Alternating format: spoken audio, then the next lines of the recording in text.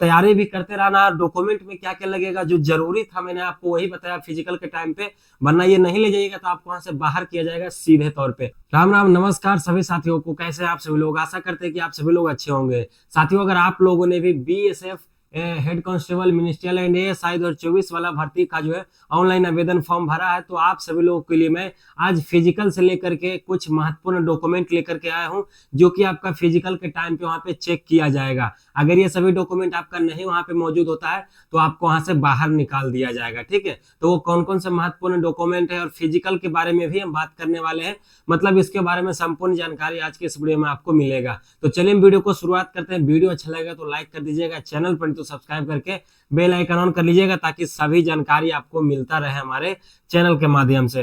तो सबसे पहले दोस्तों मैं यहाँ पे आपको बता देता हूँ, मैं बात कर रहा हूँ 1526 पदों पर जो भर्ती आया था आपका बीएसएफ करके, जो कि आपका सीएपीएफ का ही एक ये फोर्स है जिसमें बहुत सारे अलग अलग पदों पर आए थे।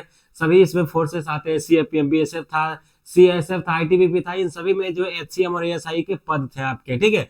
तो इसका पहले सिलेक्शन प्रोसेस की बात करते हैं, उसके बाद हम बताएंगे क्या क्या डॉक्यूमेंट लगेगा, और जो भी डॉक्यूमेंट दोस्तों वहां पे लगेगा रियल में वो चीज मैं लेकर के आया हूँ। और मैं भी खुद फॉर्म भरा हुआ, मैं ऑलरेडी एक बार दे चुका हूँ सीएसएफ का फिजिकल, किस तरीके से क्या होता है मुझे पूरा अनुभव है, मैं आपके साथ में शेयर करने वाला हूं, ठीक है। तो सबसे पहले दोस्तों इसका सिलेक्शन प्रोसेस की हम बात करते हैं, तो सबसे पहले तो आपका इसमें जो है पीएसटी और दोस्तों पीईटी होगा, ठीक है।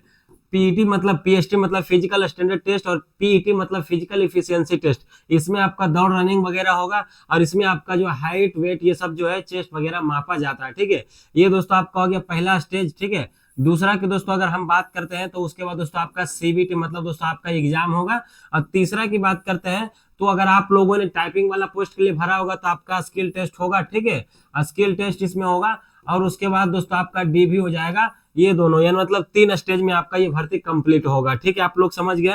अब चलिए हम बात करते हैं दोस्तों इसका डॉक्यूमेंट को लेकर के कि आखिर कौन कौन सा डॉक्यूमेंट है जो आपको बनवा लेना चाहिए बहुत पहले, ताकि वहां पे दोस्तों कोई भी दिक्कत ना हो फिजिकल में। क्योंकि देखिए डॉक्यूमेंट बनाने में समय लगता है, और खास करके जो कास्ट सर्टिफिकेट के बारे में मैं आज आपको बताने वाला हूँ उसके बारे में आप लोग ध्यान से सुनिएगा, ठीक है।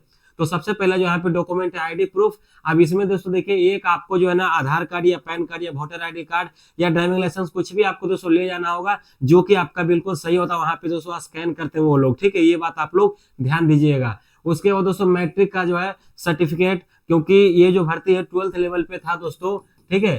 तो आप सभी लोग क्या करेंगे, उसके नीचे जो भी आप लोग करके रखे होंगे सर्टिफिकेट वाला डिग्री वो ले जाएंगे। तो आपका 10th और 12th का दोस्तों मार्कशीट और सर्टिफिकेट ले जाना है। मार्कशीट ले जाइए चाहिए नहीं, लेकिन सर्टिफिकेट आपको दोस्तों लगेगा।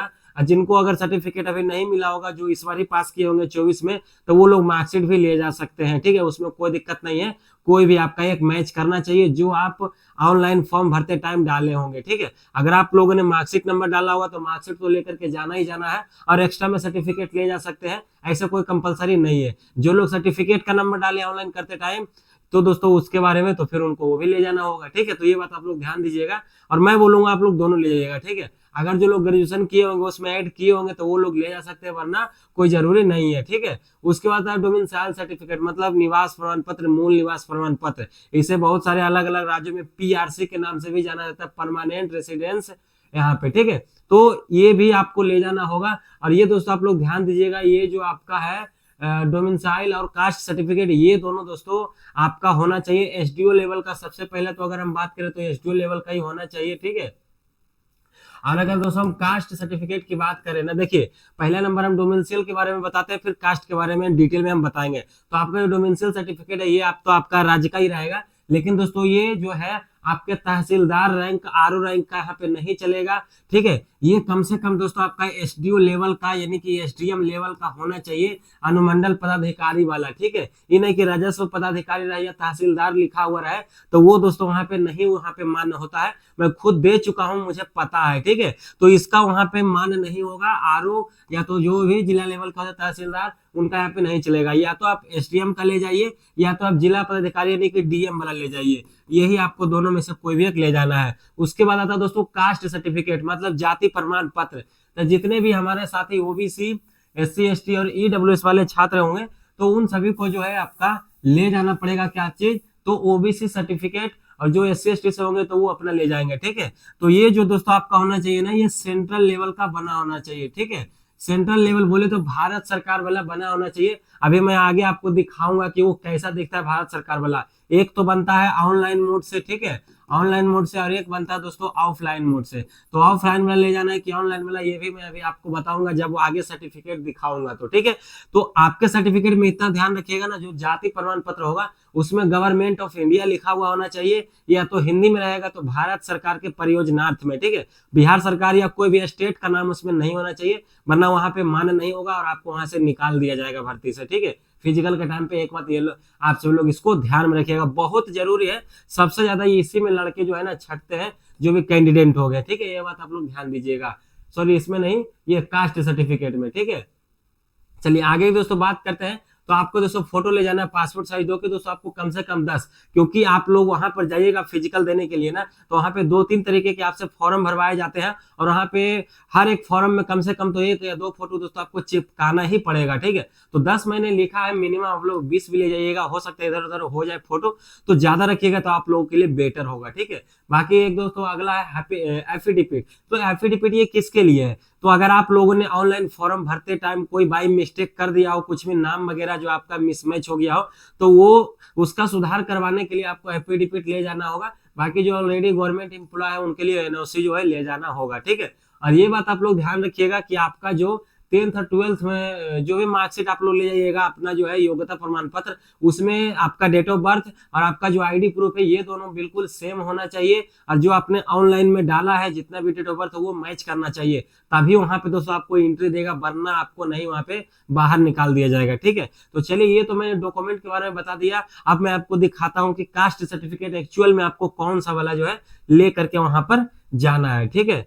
तो बताइएगा दोस्तों वीडियो कैसा लग रहा है। देखिए ऑफलाइन वाला जो बनता है वो सबसे ज्यादा बेस्ट रहता है, ठीक है।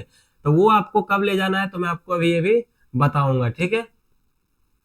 चलिए, तो यहाँ पर जो है अभी आप लोग सर्टिफिकेट देख रहे हैं ना, ये दोस्तों आपका जाति प्रमाण पत्र है, मतलब ओबीसी बना हुआ है। जो SC ST वाले होंगे वो SC ST बनवा लेंगे सेंट्रल वाला, और जो EWS वाले वो EWS बनवा लेंगे, ठीक है। अब आप ऑनलाइन बनाइए या ऑफलाइन बनाइए, लेकिन आपको सेंट्रल वाला ही ले जाना होगा, ठीक है। लेकिन एक चीज आप लोग ध्यान दीजिएगा, ये देखिए आपका जो सेंट्रल लेवल का ये जो है जाति प्रमाण पत्र बना हुआ है, यहाँ पर लिखा हुआ भारत सरकार की सेवाओं में नियुक्ति हेतु अन्य पिछड़ा वर्गों के उम्मीदवारों द्वारा आवेदन करने संबंधी प्रमाण पत्र। आपका SC ST का रहेगा तो अनुसूचित जाति जनजाति इस तरीके से लिखा रहेगा, ठीक है।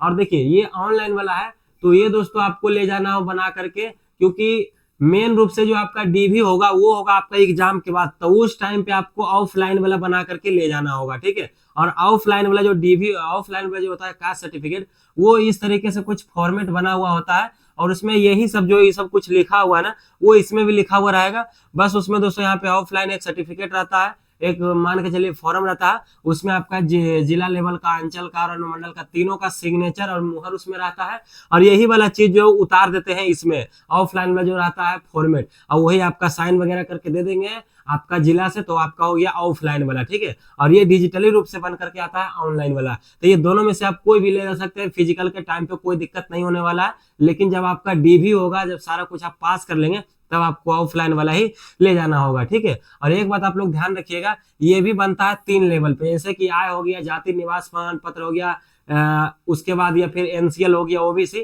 तो कोई भी आप बनाइए, जैसे बिहार में तो 3 लेवल पे बनता है, आप लोग अपने स्टेट में पता कीजिएगा, जो हाईएस्ट लेवल का होगा वही ले जाने का आप लोग कोशिश कीजिएगा, ठीक है। तो एक बात आप लोग ध्यान से सुनिए, जितने भी लोग OBC, ठीक है, SC और ST और EWS वाले हैं, तो उनको जो है दोस्तों सेंट्रल लेवल का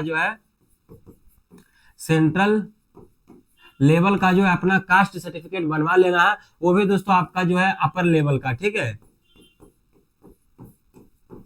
हो सकता है कि आपके डिस्ट्रिक्ट में, आपके एरिया में, मतलब आपके स्टेट में जो है RO का नहीं बनता होगा, लेकिन ऐसा तो नहीं है, सब में RO का बनता है तहसीलदार वाला, तो वो आपका नहीं चलेगा। कम से कम आपका SDO लेवल का बना होना चाहिए, या तो फिर एक इससे ऊपर होता है, लास्ट होता है DM लेवल, ठीक है। तो ये बात आप लोग ध्यान रखिएगा, और ये नोटिस में भी लिखा हुआ था, ऑफिशियल नोटिस में भी, ठीक है। तो यही था संपूर्ण जानकारी डॉक्यूमेंट के बारे में। अब हम बात कर लेते हैं फिजिकल को लेकर के दोस्तों, कि आखिर आपका जो फिजिकल दोस्तों कब होगा। तो देखिए अभी मैं इसके बारे में बात करूं तो 8 नवंबर, ठीक है, 8 नवंबर तक जो है ना, वो दोस्तों आपका अभी चलेगा SSGD वाला फिजिकल। और लगभग दोस्तों जितने भी लोग क्वालिफाई होंगे इस SSGD वाले भर्ती में फिजिकल में, तो उन सभी का जो दोस्तों डेटा है ना, उन सभी का डेटा यहाँ पे पूरा नवंबर तक दोस्तों लास्ट आते आते ये चला जाएगा सभी के अपने अपने जो है विभाग के पास में। और उसके बाद पूरा जो है ग्राउंड खाली हो जाएगा। उसके बाद आपका दोस्तों जो आपका भर्ती का प्रक्रिया है वो फिजिकल दोस्तों दिसंबर से लेकर के दोस्तों आपका जनवरी में दोस्तों ये स्टार्ट कर दिया जाएगा। ठीक है, तो समय भी कम है दोस्तों, आपको तैयारी भी करते रहना। डॉक्यूमेंट में क्या क्या लगेगा जो जरूरी था मैंने आपको वही बताया फिजिकल के टाइम पे, वरना ये नहीं ले जाइएगा तो आपको वहां से बाहर किया जाएगा सीधे तौर पे। मैं देखा हूं तो इसलिए मैं आपको बता रहा हूँ। ठीक है, और मैं भी भरा हूं तो मुझे जितना भी जानकारी होगा मैं आपको अपडेट करते रहूंगा चैनल पे। इसलिए बता रहा हूँ कि चैनल को सब्सक्राइब कर लीजिए ताकि आने वाला हर एक अपडेट आपको जो है मिलता रहे मेरे चैनल के द्वारा, रियल और बिल्कुल ऑथेंटिक न्यूज। ठीक है, चलिए दोस्तों फिर से मिलते हैं अगले वीडियो में, तब तक के लिए आप सभी लोग अपना ख्याल रखिएगा। जय हिंद, जय भारत।